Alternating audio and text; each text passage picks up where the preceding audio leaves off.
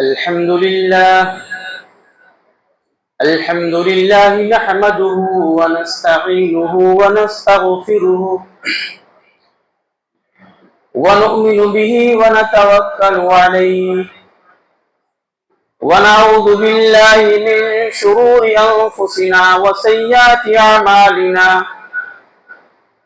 من يهده الله فلا مضل له ومن يضلله فلا هادي له وأشهد أن لا إله إلا الله وحده لا شريك له وأشهد أن محمدا عبده ورسوله يا أيها الذين آمنوا اتقوا الله حق تقاته ولا تموتن إلا وأنتم مسلمون يا أيها الناس اتقوا ربكم الذي خلقكم من نفس واحدة وخلق منها زوجها وبث منهما رجالا كثيرا ونساء واتقوا الله الذي تساءلون به والأرحام إن الله كان عليكم رقيبا يا أيها الذين آمنوا اتقوا الله وقولوا قولا سديدا يصلح لكم أعمالكم ويغفر لكم ذنوبكم ومن يطع الله ورسوله فقد فاز فوزا عظيما أما بعد فإن خير الحديث كتاب الله وخير الهدي هدي محمد صلى الله عليه وسلم وشر الأمور محدثاتها وكل محدثة بدعة وكل بدعة ضلالة وكل ضلالة في النار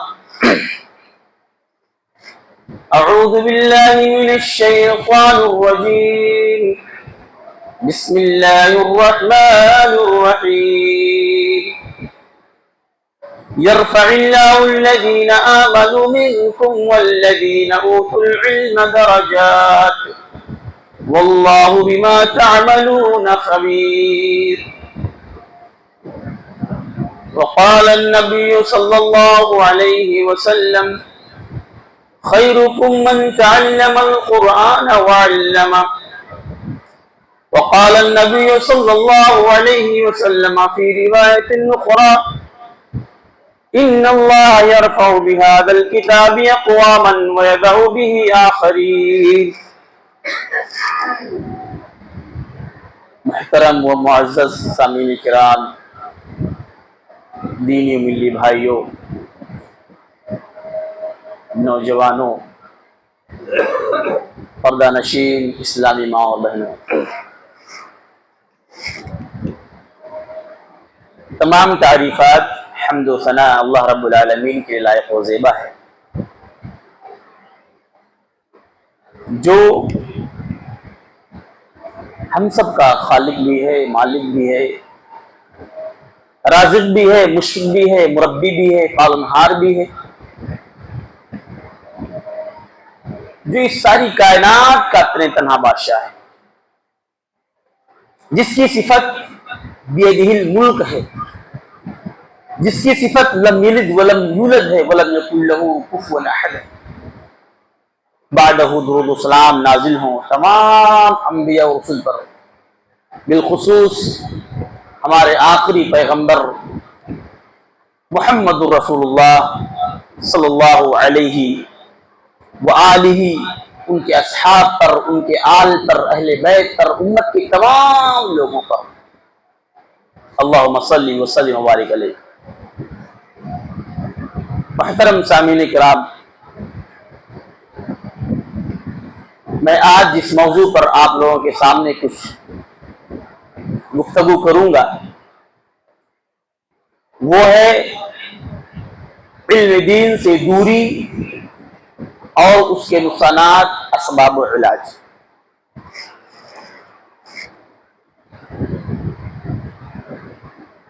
سب سے پہلے آپ کو بتلا دوں کہ پوری قرآن مجید کے اندر اللہ رب العالمین نے جہاں کہیں بھی علم سے گفتگو کیا ہے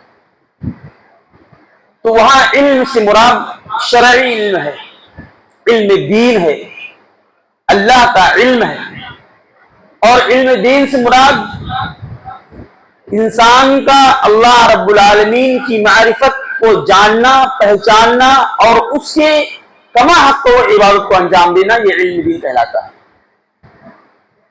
اس کے علاوہ جو علوم ہے دنیاوی علوم ہے،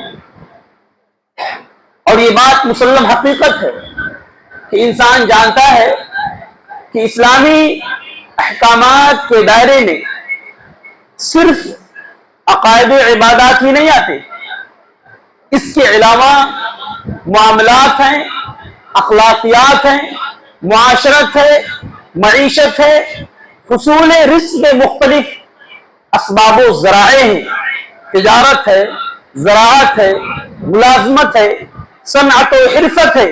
اس کے علاوہ اسلامی دائرے میں سیاست اور نظام عدل بھی آتے ہیں۔ گویا مسلمان ہونے کا مطلب یہ ہے کہ آدمی زندگی کے تمام شعبوں میں اللہ رب العالمین کے صادر کردہ فرمودات کو، اللہ کے نبی صلی اللہ علیہ وسلم کے احکامات کو، آپ کے فرامین کو اپنے زندگی میں نافذ کرنا ایک انسان کے لیے لازم ہے، ضروری ہے، تبھی وہ ایک حقیقی مسلمان کہلانے کا حق رکھتا ہوگا۔ اب سوال پیدا ہوتا ہے کہ یہ تمام چیزیں جو اسلامی دائرے میں آتے ہیں، اسلام کی حدود میں آتے ہیں، اسلام سے ان کا رشتہ اور تعلق ہے، ایک انسان کیسے جانے، کیسے پہچانے؟ ایک تجارت کرنے والا تجارت کر رہا ہے لیکن اسے اسلامی تجارت کا اصول نہیں معلوم ہے۔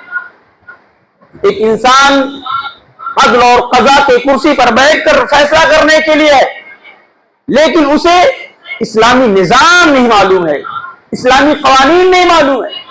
ایک انسان سیاست کے میدان میں کھڑا ہو گیا لیکن اسے نہیں معلوم کہ دنیا کا سب سے بڑا سیاستداں حضرت محمد صلی اللہ علیہ وسلم کے بعد عمر فاروق رضی اللہ عنہ کا نام آتا ہے۔ انہوں نے کیسے سیاست کیا؟ ایک سیاسی انسان کو نہیں معلوم۔ آج آپ دیکھ رہے ہیں کہ لوگ سیاست کو اسلام سے دور رکھتے ہیں جبکہ اسلام کا سیاست سے گہرا تعلق، گہرا رشتہ ہے۔ اسی طریقے سے ایک عام انسان جو نماز پڑھتا ہے، روزہ رکھتا ہے، حج کرنے والا ہے، زکات دیتا ہے، صدقہ خیرات کرتا ہے اور معاشرت اور معیشت کے اندر اس کا تعلق ہے، اسے اسلامی نظام، اسلامی قوانین، اسلامی فرامین، اسلامی احکام نہیں معلوم ہے، کیسے کیا کرے گا؟ اس کے لیے ضروری ہے کہ دین کا علم حاصل کرے۔ جب تک وہ دین کا علم حاصل نہیں کرے گا تب تک ان تمام چیزوں کو اپنے زندگی میں نافذ نہیں کر پائے گا۔ اسی لیے اللہ رب العالمین نے کہا ہے کہ فَاسْأَلُوا أَهْلَ الذِّكْرِ إِن كُنتُمْ لَا تَعْلَمُونَ، اہل علم سے پوچھو، اہل علم سے سوال کرو، اہل ذکر سے رابطہ رکھو، ان سے پوچھو، جس چیز کے بارے معلومات نہیں ہے ان سے پوچھو۔ ہمیں نماز پڑھنا اس کا طریقہ کیا ہے؟ وضو کرنا طریقہ کیا ہے؟ جنابت کے بعد ہم بستری کے بعد طہارت حاصل کرنا اس کا طریقہ کیا ہے؟ تجارت کرنا اس کے اصول کیا ہے؟ سیاست کرنا اس کے قوانین کیا ہیں؟ ہمیں فیصلہ کرنا ہے کس بنیاد پر، کیسے، کون سے گواہ، کس وقت، کس ٹائم فیصلہ کرنا ہے۔ یہ کب ہوگا؟ جب ہمیں دین کا صحیح علم ہوگا۔ اسی مناسبت سے ایک واقعہ بتلا دوں۔ اللہ کے نبی جناب محمد صلی اللہ علیہ وسلم کے پاس ایک فیصلہ آیا، ایک یہودی ایک مسلمان کا فیصلہ، بڑا معروف، بڑا مشہور واقعہ ہے۔ اللہ کے نبی صلی اللہ علیہ وسلم نے یہودی کے حق میں فیصلہ کر دیا، وہ حق پر تھا۔ مسلمان بے چین ہوا، کہا نہیں، یہ فیصلہ حضرت عمر رضی اللہ عنہ کی عدالت میں کی چلتے ہیں۔ وہاں پہنچے اور دونوں نے اپنے معاملات کو بیان کر دیا۔ حضرت عمر رضی اللہ تعالیٰ عنہ کہہ رہے ہیں کہ ٹھہر جاؤ، میں اندر جاتا ہوں پھر واپس آتا ہوں. اندر گئے اور تلوار لے کر کے آئے, مسلمان کی گردن مار دی. یہ ہے قضا, یہ ہے فیصلہ, یہ ہے سیاست. لیکن ایک عام مسلمان جو کھانے پینے والا, چلنے پھرنے والا, عام زندگی بسر کرنے والا ہے, اگر وہ علم دین سے دور ہے تو سمجھ لو کہ اس کی زندگی بیکار ہے, رائگاں ہے, ناکارہ ہے, برباد ہے, خراب ہے, خسارہ ہے. اللہ کے نبی نے فرمایا کہ طلب العلم فریضۃ علی کل مسلم, علم کا حاصل کرنا ہر مسلمان کے لیے ضروری اور واجب ہے. علم کا حاصل کرنا کتنا ضروری, کتنا واجب ہے. وہ لوگوں جسے نماز کا طریقہ معلوم ہو جائے, جسے روزے کے احکام مسائل معلوم ہو جائے, جسے غسل کا طریقہ معلوم ہو جائے, جسے تجارت کا طریقہ معلوم ہو جائے, جسے نظام عدل کا طریقہ معلوم ہو جائے, جسے زندگی کے تمام اصول و ضوابط معلوم ہو جائے, اتنا علم حاصل کرنا ہر مسلمان کو ضروری ہے. میں نہیں کہتا کہ پورا محلہ عالم بن جائے گا, پورا محلہ ڈاکٹر بن جائے گا, پورا محلہ انجینئر بن جائے گا, میں نہیں کہتا. لیکن آج مسلمان کا جو طبقہ ہے, جو جماعت ہے, جو سوسائٹی ہے, جو محلہ ہے, جو معاشرہ ہے, آپ نظر دوڑائیے, دین سے دور ہے, دین سے لا تعلقی ہے. جبکہ دین سراپا خیر ہے اور جو کچھ دین کے خلاف سراپا شر ہے. آج معاشرے کے اندر آپ دیکھ لیجئے کہ بے شمار شروں نے معاشرے کو, کس معاشرے کو, مسلم معاشرے کو اپنے شکنجوں میں لے رکھا ہے. سودی کاروبار, بے حیائی, بے پردگی, عصمت دری, زناکاری, بے اخلاقی بے ادبی, گھریلو جھگڑے, قطع رحمی, وعدہ خلافی, بدعہدی, استرا پردازی, جھوٹ, لڑائی جھگڑا, شادی بیاہ میں بے فضول خرچی, عیش عشرت کے سامان کی فراوانی, مزاروں, آستانوں, عاملوں کی بڑھتی ہوئی تعداد, اور یہی نہیں منشیات کا اور انٹرنیٹ کے منفی استعمال کا, یہ تمام برائیاں مسلمان معاشرے کو, مسلمان طبقوں کو بالکل اپنی لپیٹ میں لے رکھی ہوئی ہے. کیا یہ بات دلیل نہیں ہے, ثبوت نہیں ہے کہ مسلم طبقہ دین سے کتنا دور ہو کے جا رہا ہے؟ کہ اللہ کے نبی کے زمانے میں یہ چیزیں تھی, ہاں تھی, لیکن اللہ کے نبی صلی اللہ علیہ وسلم کا پیغام آنے کے بعد, آپ کے فرمان آنے کے بعد, اللہ کے نبی صلی اللہ علیہ وسلم کو جب قرآن مقدس کی آیت نازل کی گئی, انما الخمر والمیسر والانصاب والازلام رجس من عمل الشیطان, شراب حرام کر دی گئی. مدینہ کی گلیوں میں شراب کی دھارائیں بہ رہی تھی. لیکن آج وہی قرآن کی آیت, وہی نبی کے فرمان, وہی صحابہ کا عمل ہم مسلمان سنتے ہیں, پڑھتے ہیں روزمرہ دروسوں میں, جلسوں میں, تقریروں میں, لیکن کوئی فرق نہیں پڑتا ہے, کوئی فرق نہیں پڑتا ہے. پتہ چلا کہ مسلمان طبقہ دین سے کتنا دور ہو گیا ہے. دین سے دوری کے بہت سارے اسباب ہیں. سب سے پہلا سبب تو یہ ہے کہ آج کے دور میں ہم اور آپ سب جانتے ہیں, ہر والدین کی خواہش ہے کہ اس کا بیٹا ڈاکٹر ہو, انجینئر ہو, پیسہ کہیں سے بھی آئے, لڑکی کے ذریعے سے پیسہ آنا چاہیے. اسکول اور کالج کا صحیح انتخاب نہیں کرتے. عام طور پر سمجھا جاتا ہے کہ بھائی دنیاوی جو تعلیم ہے وہ اسکولوں اور کالجوں میں ملتی ہے. نتیجہ یہ ہوتا ہے کہ اپنے بچوں کو بچپن میں نہ دین سکھاتے, نہ دینی کتابیں پڑھاتے, نہ علماء حق سے ان کا رابطہ رکھتے ہیں, بلکہ اپنے بچوں کو عیسائیوں اور کانوینٹ اسکول میں ایڈمیشن کرا کر کے ان کے کوڑے ذہن میں عیسائیت کی چھاپ ہو جاتی ہے. آپ غور کیجئے, یہ بچوں کی بات نہیں ہے, بچیوں کی حالت دیکھ لیجئے. ایسی بچیاں جو بالغ ہو چکی ہیں, جن کے ذہن میں, جن کے دماغ میں, جن کے دل میں اللہ رب العالمین کا کلام ہونا چاہیے, نبی کا فرمان ہونا چاہیے, صحابہ اور صحابیات کے اخلاق ہونے چاہیے, उनकी सीरत होनी चाहिए। आज वो मालिक बच्चियां ईसाइयों की स्कूल में एडमिशन लेने के बावजूद, गैर मुस्लिम स्कूलों में और कॉलेज में एडमिशन लेने के बावजूद अलग से उनका ट्यूशन, उनका एक्स्ट्रा क्लासेस के नाम पे बच्चियां घर से बाहर निकलती हैं और ना जाने कितने कितने फितनों का शिकार होती हैं, इतनात का शिकार होती हैं, गैरों की गोदों में ठहाके मारती हैं। होटलों में सबसे ज्यादा पकड़ी जाने वाली ये मुसलमान कौम की बच्चियां हैं। ये किसका नतीजा है? ये दीन से दूरी का नतीजा है। ये दीन से दूरी का नतीजा है। अपने बच्चियों को अंग्रेजी पढ़ाने के चक्कर में, डॉक्टर बनाने के चक्कर में, इंजीनियर बनाने के चक्कर में, अपने बच्चियों से जॉब कराने के चक्कर में, पैसा कमाने के चक्कर में ये मुसलमान तबका, ये मुसलमान घराना, मुसलमान खानदान, मुसलमान सोसाइटी, मुसलमान माशरा अपने बच्चों को दीन से बिल्कुल दूर कर दिया।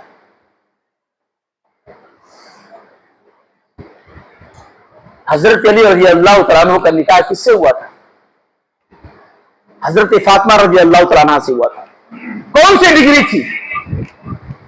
कौन सा जॉब था? कौन सा इनका आमदनी थी? आज तो मुआशरे की हकीकत बता दूं मैं आपको।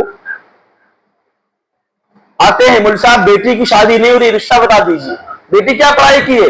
BEd, BSc, BCom, MCom, MSc, computer operator, दुनिया भर की जो दुनियावी तालीम है, मुसलमान तबका अपने बच्चियों का लिबासा पहना लगा रखा है और रिश्ता तलाशता है कि आसमान का फरिश्ता लेकर चला जाए। नौजुबिल्लाह। और बता दूं आपको, जितने बड़े बड़े घरानों के रिश्ते हैं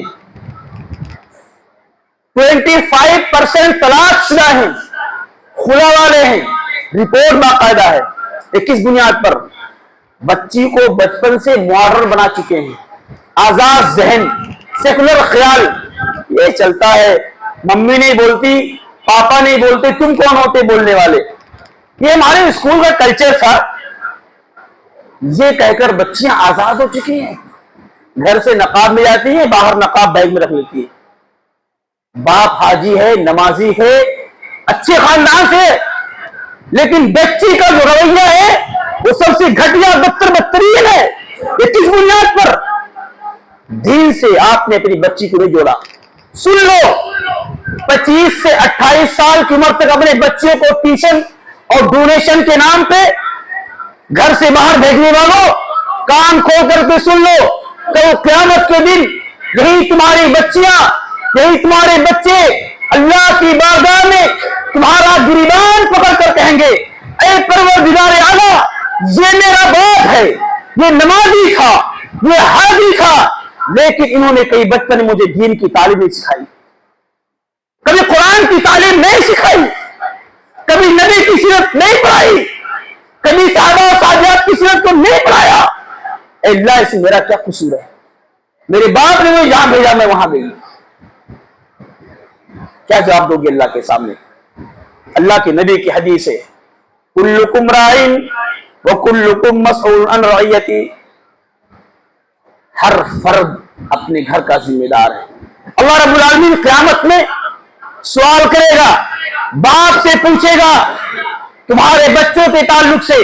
और कुरान का ऐलान है, इन्नमा अम्वालुकुम व औलादुकुम फितना, ये तुम्हारे लिए तुम्हारा माल, तुम्हारी औलाद फितना है। जिस औलाद के लिए बाप मरे मिटे जा रहा है, सिर्फ पैसा है, पैसा है, पैसा है औलाद के लिए। लेकिन वल्लाह बता दूं, अभी अगर मैं किसी नौजवान से पूछ लूं कि जनाजे की दुआ पढ़कर सुना दो तो नहीं याद रहता है। मरने के बाद बाप के पीछे अगर तुम जनाजे की दुआ ना पढ़ सको तो उस बाप पर भी अफसोस है कि जो अपने बच्चे को जनाजे की दुआ याद नहीं करा सका, कि बाप के हक में दो लफ्ज मग़फ़िरत का अल्फाज नहीं बोल सके।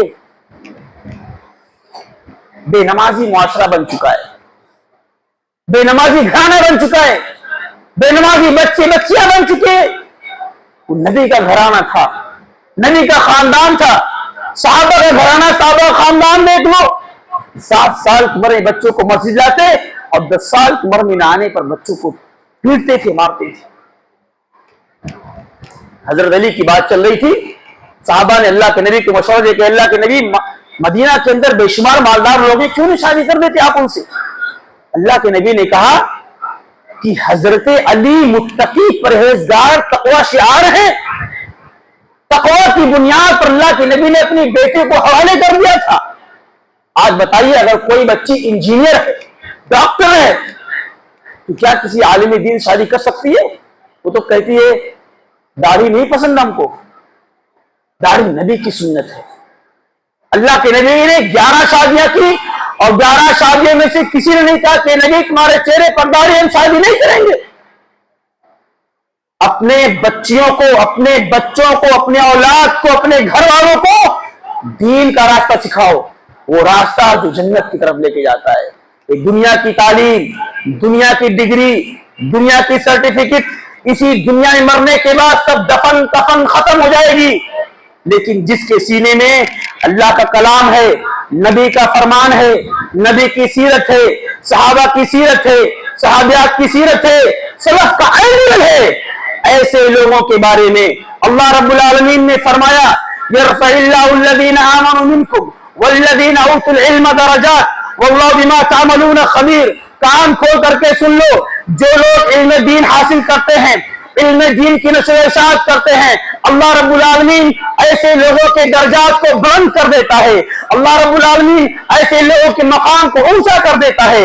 ایسے لوگوں کو اللہ رب العالمین معاشرے اور سوسائٹی میں عزت و آبرو سے نوازتا ہے. اللہ کے نبی کا فرمان ہے خیرکم من تعلم القرآن وعلمہ, تم میں سے بہتر وہ ہے, سب سے اچھا وہ ہے جو قرآن کو سیکھتا ہے, قرآن کو سکھاتا ہے. اے لوگوں, اللہ کے نبی نے نہیں فرمایا کہ جس کے پاس دنیا کی ڈگری سب سے بہتر ہے. اور یاد کیجئے اللہ کے نبی کی حدیث ہے, اللہ کے نبی فرماتے ہیں کہ اہل قرآن سے, صاحب قرآن سے, قرآن پڑھنے والوں سے اللہ تعالیٰ قیامت میں کہے گا اے میرے بندے قرآن کو تو پڑھتا جا اور تو اپنے منزل و مقام کو چاہتا جا, جہاں تیری آخری آیت ختم ہوگی وہاں تیرا آخری منزل ہوگا. آئیے اسکولوں کا جائزہ لے لیتے ہیں. یہ مسجد قائم ہوئی, آپ لوگوں کے تعاون سے مسجد مدرسے قائم ہوتے ہیں. مسجد اور مدرسے دین کے بنیادی قلعے ہیں. اگر یہ مسجد مدرسے نہیں رہیں گے تو ہم کہاں پڑھیں گے, ہم نماز کہاں پڑھیں گے؟ بچوں کو اللہ کے نبی صلی اللہ علیہ وسلم جب مکہ سے مدینہ پہنچے, راستے میں سب سے پہلے جس مسجد کا قیام فرمایا وہ کون سی مسجد تھی؟ مسجد قباء تھی. اور مسجد قباء کی تعمیر کے بعد اللہ کے نبی مدینہ سے ڈیلی آتے تھے مسجد قباء کی دیکھ ریکھ کرنے کے لیے. تعلیم, تعلم, درس, تدریس, نماز, روزہ, سب کا خیال اللہ کے لیے کرتے تھے. آج غیروں کے طریقے پر یہ امت چل پڑی ہے. اپنے بچوں کو پڑھانے میں ہمارا معاشرہ صبح بچے کو سویرے جگاتا ہے اور جگانے کے بعد اس کو تیار کرتا ہے, تیار کرنے کے بعد اس کی ٹفن تیار کرتا ہے. ایک ماں آج تو معاشرے کے اندر ہے کہ برقع پہن کر کے ماں اپنے بچے کو آٹو رکشا میں بیٹھا کر اسکول چھوڑنے جاتی ہے, پھر اسکول سے لے کر آتی ہے, پھر ٹیوشن چھوڑنے جاتی ہے, پھر ٹیوشن سے لے کر کے آتی ہے. اس کے ساتھ ساتھ بچوں کے جو پروجیکٹ ہوتے ہیں اس کی فکر میں بیٹھ جاتی ہے کہ مس نے کیا پڑھایا, میم نے کیا پڑھایا, میرا بچہ کسی پروجیکٹ میں فیل نہ ہو جائے, کسی سبجیکٹ میں نمبر نہ کم آ جائے. اتنی فکر مندی رہتی ہے, اتنی فکر مندی رہتی ہے. لیکن کیا یہی والدین, یہی مائیں اپنے بچے کو دین سکھانے کے نام پر, قرآن کی تعلیم دینے کے نام پر, نبی کی سیرت اور نبی کے فرمان کو سکھانے کے نام پر, کیا والدین اور مائیں اتنی محنت کرتی ہیں؟ امام شافعی رحمہ اللہ, ان کی والدہ وہاں سے ملک شام سے لے کر کے مدینہ لے کر آئی اور وہاں وہ ڈیلی اپنے بچے کو, امام شافعی کو ان کی والدہ مسجد نبوی کے دروازے پر لا کر بیٹھا جاتی کہ میرا بچہ پہلے نماز پڑھے گا اور نماز پڑھنے کے بعد جہاں وہ قرآن سیکھتے تھے, جہاں حدیث سیکھتے تھے, لے جا کر وہاں چھوڑ جاتی اور دروازے بیٹھی رہتی تھی. جب تک امام شافعی اپنے استاد سے حدیث نہیں سیکھ لیتے تب تک ان کی ماں وہاں سے نہیں کھسکتی تھی. امام شافعی 6 سال کی عمر میں حافظ قرآن بن گئے تھے. 10,000 سے زائد احادیث ان کو یاد تھی. آج امت کا حال یہ ہو چکا ہے کہ اپنے بچوں کو اگر ہم مسجد بھیجتے بھی ہیں تو ہم سوچتے ہیں کہ جہاں فری پڑھائی ہو، جہاں کہیں فیس خاص نہ لگے عربی کے لیے، وہاں بھیج دیتے ہیں اپنے بچوں کو۔ اچھا بچہ آ بھی گیا تو کوئی فکر پرواہ نہیں، بچہ پڑھا کہ نہیں پڑھا، سبق لیا کہ نہیں لیا، مول صاحب پڑھائے کہ نہیں پڑھائے، کوئی ٹینشن نہیں، کوئی فکر نہیں۔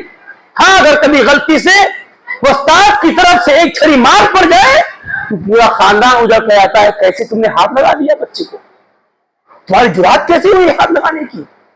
یہ کنڈیشن، یہ معاشرے کی حقیقت ہے، یہ معاشرے کی حقیقت ہے۔ اور اس کے بعد اگر کہیں بھیجتے بھی ہیں تو جہاں 100-200 روپیہ فیس ہوتی ہے نا وہاں بھیج دیتے ہیں، کوئی فکر نہیں کریں کہ میرا بچہ پڑھا کہ نہیں پڑھا۔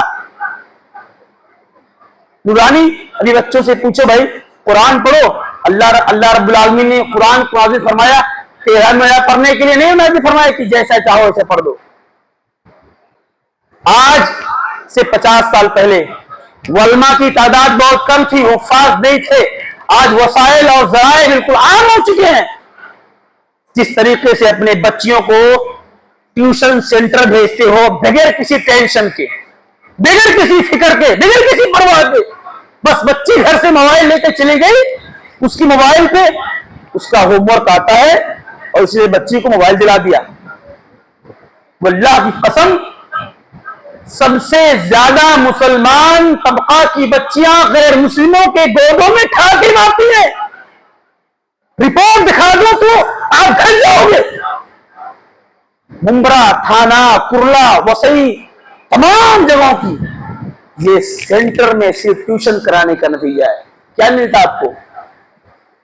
ابھی صوفیہ نام کی لڑکی کا جو ڈاکٹر تھی، دین اسلام کو چھوڑ دیا، اس کے عاشق نے اس کو بلڈنگ سے گرا کے مار ڈالا، آپ نے خبریں سنی ہوں گی۔ لیکن اگر میں مشورہ دیتا ہوں، اگر ممبر پہ ہوں، اگر آپ کے گھر میں ایک عالم دین آپ کے گھر میں آتا ہے، پڑھنے کا انتظام کر کے مائک کا چھوٹا انتظام کر دیجئے کہ ڈیلی 1 گھنٹہ ہمارے گھر کے عورتوں کو، بچوں کو، بچیوں کو وہ قرآن کی تعلیم دے، پردے کی آڑ میں اس کا ترجمہ سکھلائے، سیرت سکھلائے، دعا سکھلائے، دین سے جوڑ رکھے، تو کیا برائی ہے، کیا خرابی ہے؟ لیکن علماء پر لوگ غلط نظر رہتی ہے۔ اور ٹیوشن سینٹر نوجوانوں کے سامنے، امام بغدادی کا قول ہے، کہہ رہے ہیں کہ اگر جگہ تعلیم کی جگہ خانہ کعبہ ہو اور پڑھانے والا کتنا ہی بااخلاق ہو، نمازی ہو، اور پڑھنے والی رابعہ بصری ہو، تب بھی ایک مرد کے لیے، ایک عورت کے لیے جائز نہیں ہے کہ وہ اخلاق تعلیم حاصل کرے۔ علم دین کی بات چل رہی تھی۔ اللہ کے نبی صلی اللہ علیہ وسلم نے فرمایا کہ جو لوگ دین کی تعلیم حاصل کرتے ہیں، من سلک طریقا یلتمس فیہ علما سہل اللہ لہ بہ طریقا الی الجنہ، جو لوگ دین کی راستے میں علم دین سیکھنے کے لیے نکلتے ہیں، اللہ رب العالمین ان کے لیے جنت کا راستہ آسان کر دیتا ہے۔ اور فرشتے ایسے لوگوں کے لیے اپنا پر بچھا دیتے ہیں، سمندر کے اندر مچھلیاں دعائیں کرتی ہیں۔ اور کان کھول کر کے سن لو، یہ علماء نبی کے وارث ہیں، اور نبی کی جو میراث میں ہمیں ملی ہے وہ علم دین ملی ہے۔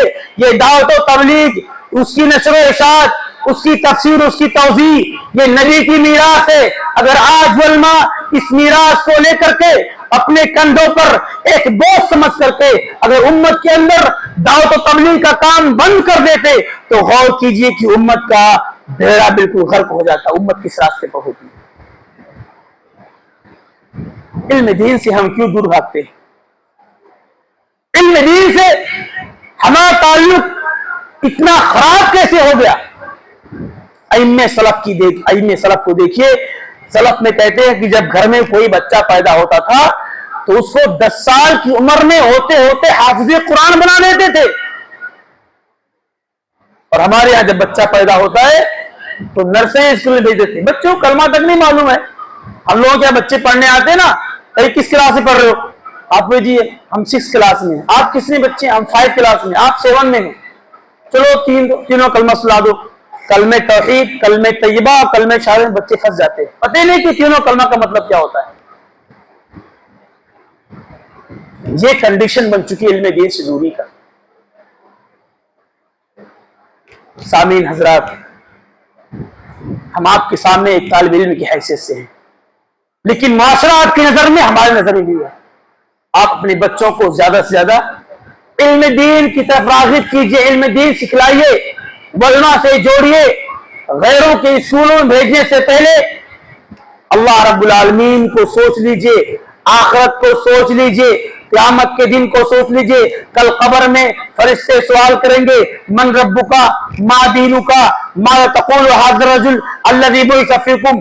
ایسا نہ ہو کہ دنیاوی تعلیم حاصل کرتے کرتے کرتے بچے کا ایمان بھی نکل جائے اور قبر کے اندر سوال و جواب میں پھنس جائے تو کیا کرو گے؟ ڈگریاں لے کر کے کیا کرو گے؟ اتنا ٹیوشن اور ٹینشن لے کر کے۔ بچوں پر توجہ دیجیے، بچیوں کی فکر کیجیے، بچیوں کو زیادہ سے زیادہ قرآن کی تعلیم دیجیے، حافظ قرآن بنائیے۔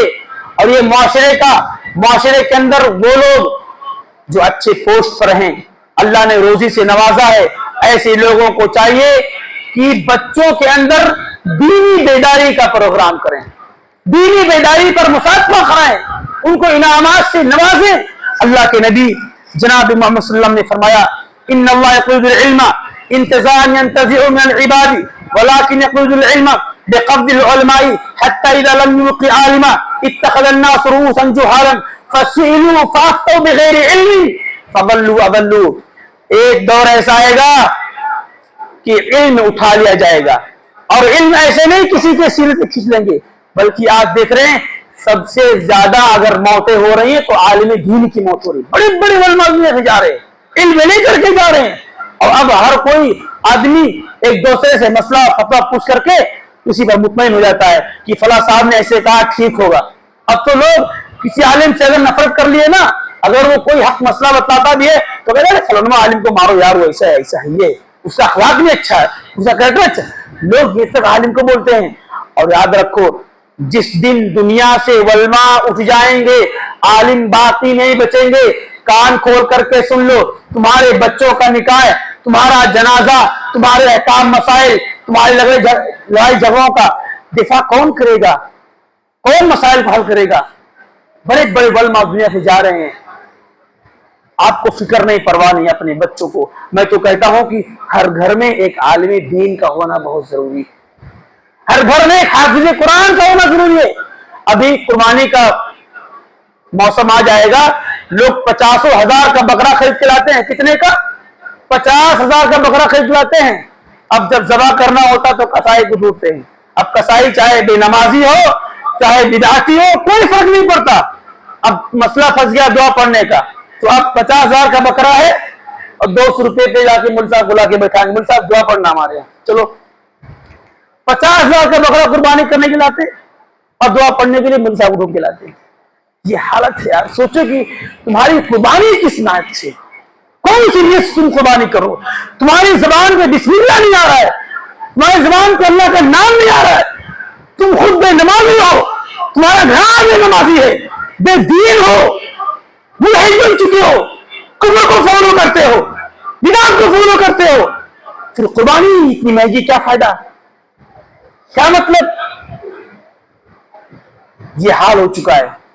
اور بڑے بڑے بچے رہتے ہیں، اگر کہتے بابو گڑو پکڑ لو تو ابا ڈر لگتا ہے، ایک جانور۔ اور سوچو اس نبی کے بارے میں، سوچو جس نے صرف خواب میں دیکھا کہ اللہ کا حکم 3 دن تک میں نے خواب میں دیکھا کہ بیٹے کو ذبح کرنا ہے، بیٹے سے مشورہ کیے اور چھری لے کر میدان نکل گئے۔ تم ایک بکرا ذبح نہیں کر سکتے تو اللہ کے راستے میں تم کیا قربان کرو گے؟ اللہ کے راستے میں تم کیا قربان کرو گے؟ جنازہ پڑھنا ہوتا ہے تو دور دور سے مولوی پکڑ کے لایا جاتا ہے، نکاح کرنا ہوتا ہے تو 1,500 مہینہ لگتا ہے، لیکن جب گھر سے بارات نکلتی ہے تو لاکھوں روپیہ بچے کی بارات نکلتی ہے کہ جنازہ نکلتا ہے، ادھر سے خالہ، ادھر سے پھوپھی، ادھر سے چاچی، ادھر سے بہن، ادھر سے بھابھی، پیسوں کی بوچھار کرتے ہیں دولہے پر۔ اور بارات پہنچنے کے بعد جب مل صاحب کو نکاح پڑھانا دینا ہوتا تحفہ تو 1,000-1,500 میں کس مکس کرتے ہیں۔ ادھر سے کوئی کہے گا ارے 1,000 روپے دے دو، 500 बढ़ा दो, बस इसी 1000-1500 में रह गया। ये उम्मत की कंडीशन है। आज आम स्कूल 1500 से 2000 तुमसे फीस लेता है, तुम्हारे बच्चे तुम्हारी बच्चियां इंटरमीडिएट और बीए तक में रह जाती हैं, कोई रोजी रोजगार नहीं, फिर वही हाल होता है। लेकर कटोरा दर दर ठोकरे और डिग्रियां लेकर के जॉब के नाम पे दौड़ो कि हमको जॉब मिल जाए। फिर बाप कहता है अरे यार इतना पढ़ाया लिखाया बेटे को, कोनो काम के नहीं है, न कहूं जॉब करे था न कोनो काम करे थे, घर बैठा सूता है, खा पियत है। ये जुमला हमारे कौम के लोग अपने, लेकिन याद करो अल्लाह के नबी के सहाबा थे, मस्जिद नबी में असाब सुफ़ा कायम था कि नहीं कायम था, वहां दीन सीखते थे और दिन भर तबलीग करते थे। खाने के लिए अगर खजूर मिल गया इत्तेफाक कर लिए। हजरत अबू हुरैरा का वाक़या है ना कि अल्लाह के नबी के रास्ते में बैठे हुए थे, अल्लाह के नबी ने दूध पीकर दिया, वो भी पिए, अल्लाह के नबी पिए, तमाम सारा पिए, बरकत थी। ये हाल है। अगर आपका बेटा दीनदार बनेगा, आपका बेटा आलिम दीन बनेगा, आपका बेटा अगर मुफस्सिर कुरान बनेगा, तो याद रखो अल्लाह रब्बुल आलमीन के यहाँ तुम्हारा बेटा तुम्हारे लिए सदके जारिया बन जाएगा। जो लोग अपने बेटे को अपने बेटियों को हाफिज़े कुरान बनाते हैं, दीन सिखाते हैं, दीन से जोड़ते हैं, तो कान खोल करके सुन लो, ऐसे वालिदैन के लिए अल्लाह रब्बुल आलमीन क्या बड़ा ऊंचा मकाम है। ऐसे वालिदैन के लिए बड़ी खुशखबरी बशारत है। ऐसे वालिदैन के वाले औलाद अपने वालिदैन के अपने अल्लाह ताला से दुआ करेंगे, कहेंगे रब्बिग़फिरली वलिवालिदैया वलिलमुमिनीना वलमुमिनात यौमा यक़ूमुल हिसाब। अल्लाह मुझे माफ कर दे, मेरे वालिदैन को माफ कर दे, तमाम मोमिन मर्दों को माफ कर दे, मोमिन औरतों को माफ कर दे। किस दिन माफ कर दे? यौमा यक़ूमुल हिसाब। अल्लाह जिस दिन तेरी अदालत होगी, फरिश्तों की वकालत होगी, अल्लाह जिस दिन हश्र के दिन हिसाब किताब होगा, अल्लाह उस दिन मेरे वालिदैन को माफ कर देना। रब्बिरहमुमा कमा रब्बयानी सगीरा। अल्लाह मेरे वालिदैन पर रहम फरमा जिस तरह उसने बचपन में मेरे ऊपर रहम फरमाया था। अब्बा मर जाते हैं, अम्मा मर जाती हैं, दुनिया छोड़कर चले जाते हैं, बेटे को तौफीक नहीं होती है कि अम्मा अब्बा के हक में दो तो दुआ भी कर दे। और वही बाप पूरी जिंदगी बच्चों को पढ़ाने लिखाने में पूरा पैसा खर्चा करता है, पूरी एनर्जी खत्म कर देता है, पूरी मेहनत और पूरी कमाई खत्म कर देता है, लेकिन बेटे को कभी जिंदगी में तौफीक नहीं मिलती कि अब्बा के कब्रिस्तान पे जाकर एक बार मग़फ़िरत की दुआ कर दे। जनाजा की दुआ तक याद नहीं थी, मग़फ़िरत क्या करेंगे? अपने बच्चों को अपने बच्चियों को दीन सिखाओ, दीन से जोड़ो। जो लोग अपने बच्चियों को गैरों के यहाँ तालीम देने के लिए भेज देते हैं, अगर उनकी बच्ची किसी गलत राय को अख्तियार कर जाती है, सबसे बड़ा जिम्मेदार उसका बेगैरत बेशरम बाप है, बाप है। सोचो हम लोग रास्ता चलते देखते हैं, स्टेशनों पर, ट्रेनों में, यहाँ वहां मुस्लिम बच्चियां गैर मुस्लिमों को हाथ में हाथ देकर लेकर चलती फिरती रहती हैं। भाई बाप को कोई फिक्र परवाह नहीं। और कसम खुदा की मैं मिंबर से कह रहा हूं, मुआशरे के अंदर ऐसे बेगैरत लोग हैं, ऐसे बेहिस लोग हैं कि बच्चियों को पढ़ाने के बाद जॉब करवाते हैं और उसी जॉब का पैसा ठूस ठूस खाते हैं। रिश्ता अगर आता भी है, अभी नहीं, 2 साल नहीं करेंगे, अभी बच्ची का मन नहीं कर रहा है, जॉब के नाम पे। शेख इब्न बाज रहमहुल्लाह से आखिरी जुमला मेरे खुतबे का है। शेख इब्न बाज रहमहुल्लाह से एक बेवा औरत ने कहा था कि मैं बेवा हूं, मैं लाचार हूं, मेरा शौहर ने इंतकाल कर गया, मेरी बच्चियां घर में जवान बैठी हैं। ऐ उलमाए मुफ्ती दीन, आप बतला दीजिए, क्या मैं कहीं जा करके नौकरी चौकरी करके अपना पेट पाल सकती हूं? शेख इब्न बाज रहमहुल्लाह ने कहा, ऐ बेवा खातून, अगर तुझे इस रोए जमीन की मिट्टी भी खानी पड़े तो खाना पसंद कर ले, लेकिन जा करके ना महरिमों के सामने जॉब और काम के नाम पे घर से बाहर नहीं निकलना। अल्लाह ताला से दुआ है कि अल्लाह रब्बुल आलमीन कहीं सुनी हुई बातों में जो अच्छी बातें हैं उन पर अमल करने की तौफीक अता फरमाए। आमीन। अल्लाह रब्बुल आलमीन हम तमाम लोगों को दीन से जोड़ने, दीन की नशर इशाअत करने, उसकी तौज़ी, उसकी तरक्की के लिए मेहनत करने की तौफीक अता फरमाए, आमीन। रब्बुल आलमीन उन घरानों को इल्म दीन से रोशनास करा दे जहाँ कि लोग इल्म दीन से बिल्कुल बेजार हैं, बेगाना हैं। अल्लाह ताला से दुआ करते हैं कि रब्बुल आलमीन उम्मत के अंदर जो खुराफात, जो मसाइल, जो फितने पैदा हो गए हैं, परवरदिगार आला उन मसाइल का तो हल पैदा फरमा दे, आमीन। अस्सलामु अलैकुम व रहमतुल्लाहि व बरकातुहू।